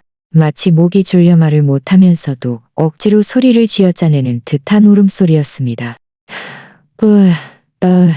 그는 말을 하고 싶었을 것입니다. 어쩌면 이선이라고, 어쩌면 미안하다고, 어쩌면 와달라고 말하고 싶었을 것입니다. 하지만 뱉어낸 것은 그저 모호한 공기 덩어리뿐이었습니다. 그 소리는 끊겼다 이어지며 조급했는데 마치 물에 빠진 사람이 물속에서 허우적대는 것 같았습니다. 제가 휴대폰을 쥐고 있는 순간 제 마음속에 이상한 장면 하나가 스쳐 지나갔습니다. 수년 전 그가 침실문 뒤에서 그 사람이 이혼하면 내가 어떻게 해야 할지 모를 거리라고 말했던 모습. 지금 그는 다른 침대에 누워 누가 들어도 알 수 없는 소리로 그 당시에는 자기를 떠나지 않을 것이라고 생각했던 그 여자를 부르려고 하는 것이었습니다. 제가 막 전화를 끊으려 할 때 수화기 너머에서 갑자기 다른 목소리가 들렸습니다. 나혜선 씨. 남자의 목소리였는데 침착했지만 약간 숨이 가빴습니다. 박국진입니다. 그가 말했습니다. 죄송합니다만 먼저 보고 좀 드릴게요. 저는 아무 말도 하지 않았습니다. 그는 계속 말했습니다. 오늘 아침부터 지금까지 아무것도 먹지 않고 물도 2모금밖에 안 마셨습니다. 약도 삼키지 못하고 계속 저희에게 전화해달라고 합니다. 대경에서는 장국진의 으으 소리가 여전히 벽에 박힌 시계처럼 멈추지 않고 울리고 있었습니다. 저희 간병인의 입장에서는 이렇습니다. 박국진의 목소리는 아주 객관적이었습니다. 환자분이 계속 이렇게 식사를 거부하시면 곧 위급한 상황이 올 수 있습니다. 저희는 물론 전문적인 방법으로 처리하겠지만 그가 잠시 멈칫했습니다. 하지만 어쨌든 그는 계속 휴대폰을 가리키며 말하고 있습니다. 저와 다른 간병인들은 그분이 선생님 이름을 부르는 것이라고 추측하고 있습니다. 저는 눈을 감았습니다. 미간이 아프도록 찌푸려졌습니다. 저는 그가 이제 무엇을 부탁하려는지 알았습니다. 그는 과연 가볍게 한숨을 쉬었습니다. 나혜선 씨, 혹시 번거로우시겠지만 그분께 2마디만 해주실 수 있을까요? 비록 10초라도 오늘 이 약 몇 알이라도 삼키게 해준다면 좋겠습니다. 공방에는 저 혼자만 남았습니다. 창밖에서는 오토바이 소리가 들렸고 멀리서 개가 짖었습니다. 저는 작업대 위의 관음보살을 보았습니다. 그 눈은 제가 잘못 조각해서 이상하게 변해 있었습니다. 마치 저를 계속 보고 있는 것 같기도 하고 비웃는 것 같기도 했습니다. 저는 싫어라고 말하고 싶었고 이전 수십 통의 전화처럼 바로 끊고 싶었지만 손은 움직이지 않았습니다. 오랜 침묵 끝에 저는 깊이 숨을 들이쉬고 전화기에 대고 말했습니다. 전화기를 좀 더 가까이 대세요. 전화 너머에서 박국진 씨가 장국진에게 전화기를 가까이 대는 소리가 들렸습니다. 그리고 저는 최대한 침착한 말투로 한 글자 한 글자 말했습니다. 장국진. 상대방의 숨소리가 갑자기 가빠졌습니다. 마치 감전된 것처럼요. 잘 들어. 내가 말했지. 제때 약 먹고 재활치료에 협조해. 간병인 힘들게 하지 말고 아이들 힘들게 하지 마.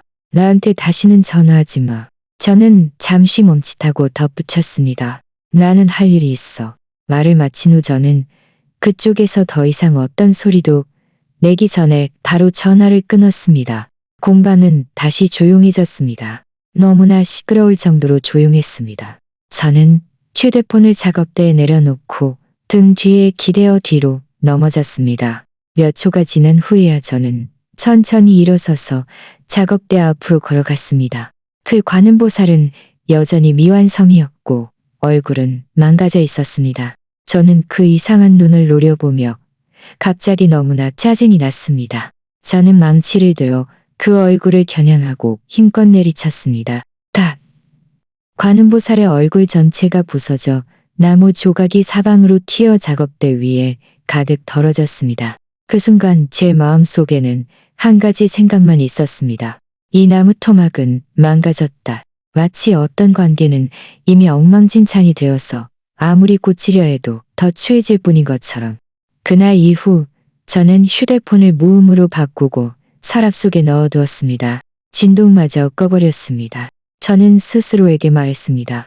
마음대로 전화하게도 나는 평생 처음으로 귀를 닫고 나무가 하는 말만 들을 거야. 날은 또 천천히 흘러갔습니다. 일주일 후 어느 일요일 아침 비가 왔고 공방은 쉬는 날이었습니다. 저는 밖에 나가기 귀찮아서 집에서 잔치국수 한 그릇을 끓여 먹다가 젓가락을 내려놓고 서랍을 열었습니다. 휴대폰이 가장 깊숙한 곳에 놓여 있었습니다. 배터리가 아직 완전히 소모되지 않은 상태에서 화면이 밝아지자 메시지가 홍수처럼 쏟아져 나왔습니다. 부재중 전화. 같은 번호로 일주일 전부터 어젯밤까지 빼곡히 몇 페이지가 이어져 있었습니다. 맨 윗줄에 숫자가 떴습니다. 부재중 전화 99통. 저는 그 자리에 멍하니 서 있었습니다. 국수는 그릇 아래서 완전히 불어터졌습니다. 그 순간 저는 문득 한 가지를 분명히 알았습니다. 어떤 사람들은 돈으로 당신을 통제하고 어떤 사람들은 눈물로 당신을 통제합니다. 장국진은 좀 특별했습니다. 그는 경실, 외로움, 그리고 한 통 전화로 문을 두드리며 저를 다시 끌어들이려 했습니다. 저는 그 번호로 다시 전화하지 않았습니다. 대신 유림의 이름을 클릭했습니다. 전화가 연결되자마자 그녀가 엄마라고 말했습니다. 제 입에서 나온 목소리는 제가 생각했던 것보다 훨씬 더 침착했습니다. 앞으로는 그 사람이 다시는 전화 못하게 해. 그녀는 멈칫했습니다. 아빠 말이에요? 그래, 제가 말했습니다. 나는 돈은 계속 낼 거야. 간병비, 생활비, 하나도 줄이지 않을 거야. 하지만 지금부터 그쪽의 모든 감정, 외로움, 눈물은 너희 집 누가 받든 마음대로 해. 나는 안 받을 거야. 그녀가 다급해했습니다.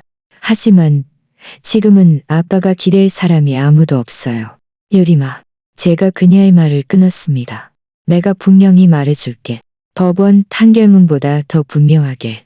나는 한 번 더 그가 전화로 나를 괴롭히면 다음 달부터 간병비는 너희들이 알아서 해. 그쪽은 몇 초간 조용했습니다.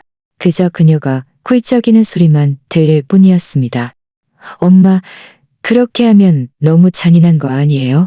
너희들이 가장 잘 알잖아. 제가 말했습니다. 나는 평생 그의 뒤치다꺼리를 너무 많이 해줬어. 지금부터 나는 돈만 책임질 거야. 너희 두 작은 가정이 그에게 끌려가지 않도록. 그리고 내가 그 사람의 아내로 돌아갈지 말지는 대답은 하나뿐이야. 안 돌아가. 말을 마치고 저는 바로 전화를 끊고 휴대폰을 다시 서랍에 던져 넣었습니다. 정말로 평화로웠습니다. 얼마 지나지 않아 어느 일요일 오후 날씨가 유난히 좋았습니다. 저는 뭔가의 작은 작업대에서 불상을 조각할 생각으로 칼을 들었습니다. 딸깍하고 누군가 문을 밀었습니다. 황채윤이 고개를 들자마자 얼굴색이 변했습니다. 나 선생님. 제가 고개를 돌려 밖을 보니 뭔가에 성현이 서 있었는데 두 눈은 붉게 충혈되어 있었고 휠체어를 밀고 있었습니다. 휠체어에는 장국진이 앉아 있었습니다. 그는 온몸이 물기 빠진 나무처럼 말라서 허리띠를 한 번 더 졸라매야 할 정도로 말라 있었습니다. 오른쪽 얼굴은 축 처져 있었고 입꼬리에서는 침이 조금 흘러나왔습니다. 눈만은 여전히 밝았는데 너무나 날카롭게 빛났습니다. 저를 보는 순간 그는 온몸을 앞으로 조금 움직였습니다. 임지우는 손에 든 나무를 떨어뜨릴 뻔했습니다. 제가 먼저 입을 열었습니다. 너희들 왜 왔어? 성현은 고개를 숙이며 말했습니다. 엄마, 죄송해요. 아빠가 요즘 병실에서 계속 엄마 보고 싶다고 난리치고 엄마 안 보면 약도 안 먹으려고 해요. 저랑 유리미는 미칠 지경이라서 아빠를 한번 데리고 오면 엄마를 보면 마음이 진정돼서 더 이상 안 시끄럽게 할까 해서요. 장국진은 입을 벌렸다 다물었다 하며 두 소리만 쥐어짰습니다. 눈은 죽을 힘을 다해 저를 응시했습니다. 그 눈빛은 제가 너무나 잘 알고 있었습니다. 예전에 빚을 지고 저에게 친정쌈짓돈을 꺼내 그의 구멍을 메워달라고 할 때도 이런 눈빛이었습니다. 저는 숨을 들이쉬고 제자들에게 말했습니다. 지우, 채윤아, 너희들 먼저 나가서 뭐 좀 먹고 와. 1시간 뒤에 돌아와. 지우가 말했습니다. 나 선생님, 저희가 필요 없어. 제가 고개를 저었습니다. 문만 닫아줘. 셔터 문이 내려오자 바깥소리는 모두 철판 뒤에 가려졌습니다. 공방 안에는 우리 셋만 남았고 온 방에 나무 향기가 가득했습니다. 저는 성현을 보고 말했습니다. 그 사람을 작업실 안으로 밀어 넣어. 그는 멍했지만 거역할 용기가 없어서 휠체어를 밀고 저를 따라 작업실로 들어갔습니다. 작업실 문이 닫히는 순간 세상은 좀 무섭도록 조용해졌습니다. 벽에는 제 조각 칼들이 하나하나 걸려 반짝이고 있었습니다. 작업대 위에는 아직 손대지 않은 편백나무 조각이 놓여 있었습니다. 제가 말했습니다. 너 나가 있어. 성현이 말했습니다. 제가 계속 말했습니다. 나가서 문 닫아. 저와 장국진, 그리고 그 나무 토막만 남았습니다. 저는 가장 편한 작은 칼을 들고 작업 의자를 휠체어 맞은편으로 옮겨 앉았습니다. 내가 지금 어떻게 지내는지 알고 싶다고 했지? 저는 고개를 숙여 나무에 대고 말했습니다. 내가 조각해서 보여줄게. 칼끝이 나무 위에 첫 칼질을 내리자 얼굴 윤곽이 드러났습니다. 저는 조각하면서도 말투는 아주 침착하게 말했습니다. 내가 젊었을 때 아버지는 나를 제자로 삼았어.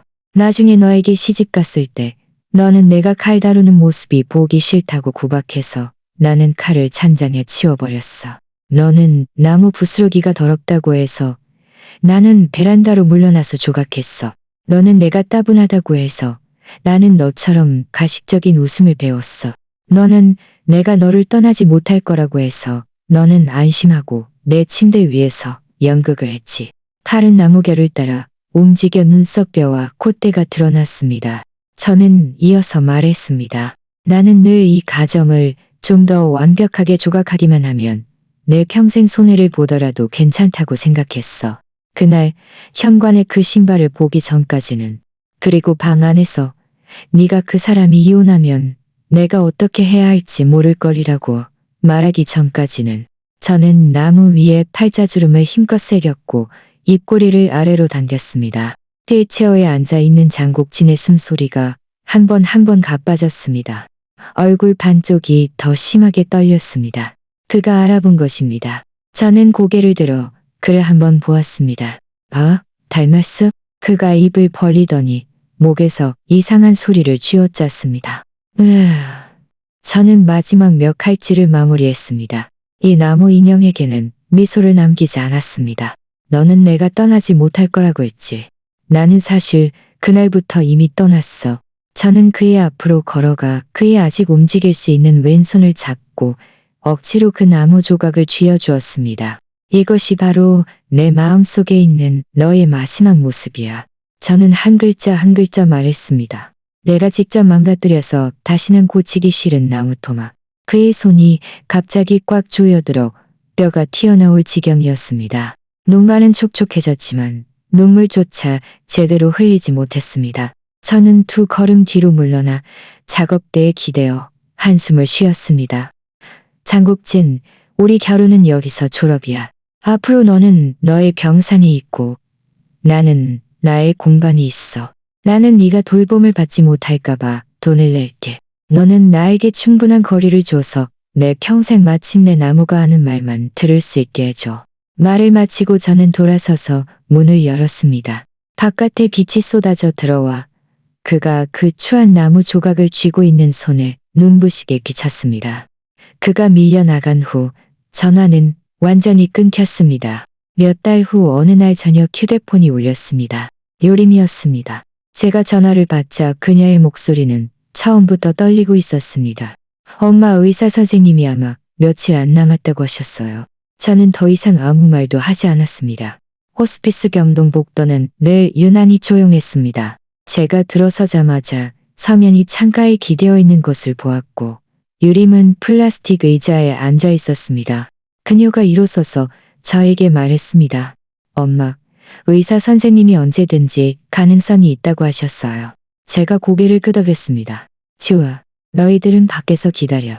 내가 들어가서 좀 볼게. 병실 문은 살짝 열려 있었고 제가 들어가자마자 가장 먼저 보인 것은 그 나무 조각이었습니다.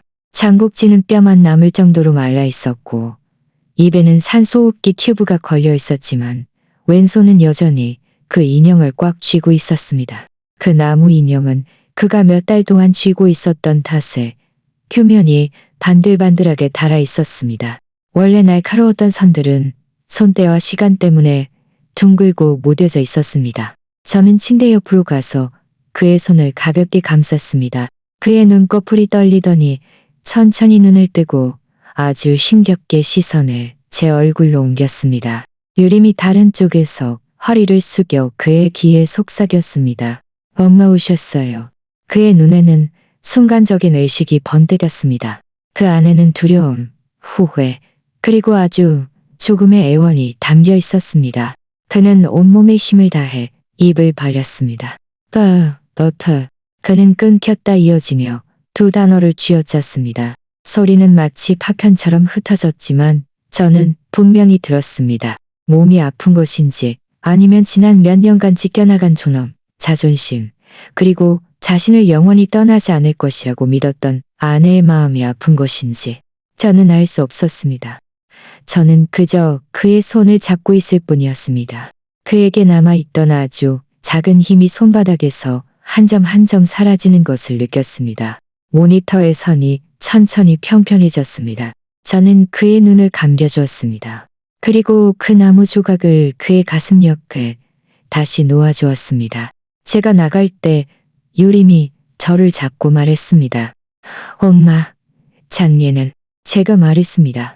너희들은 앉아있어. 제가 말을 마치고 먼저 경실문을 나섰습니다. 문은 뒤에서 조용히 닫혔습니다. 이 이야기는 정말로 마침표를 찍었습니다. 밖에는 보슬비가 여전히 내리고 있었습니다. 제 평생 조각하는 일만큼은 흔들림 없이 해왔던 사람인데 다른 사람들은 뿔뿔이 흩어져 각자의 길을 갔습니다. 제가 지금 할 수 있는 것은 손에 든 조각칼을 꽉 쥐고 그 오래된 문 옆에서 제 남은 반생을 계속 조각하는 것입니다. 여기까지 들어주셔서 감사합니다. 그리고 함께 해주셔서 감사합니다. 댓글로 생각을 남겨주시면 천천히 읽고 천천히 답장해드리겠습니다. 좋으셨다면 좋아요를 누르고 알림벨을 켜주세요. 다음 이야기가 나오면 다시 함께 듣겠습니다.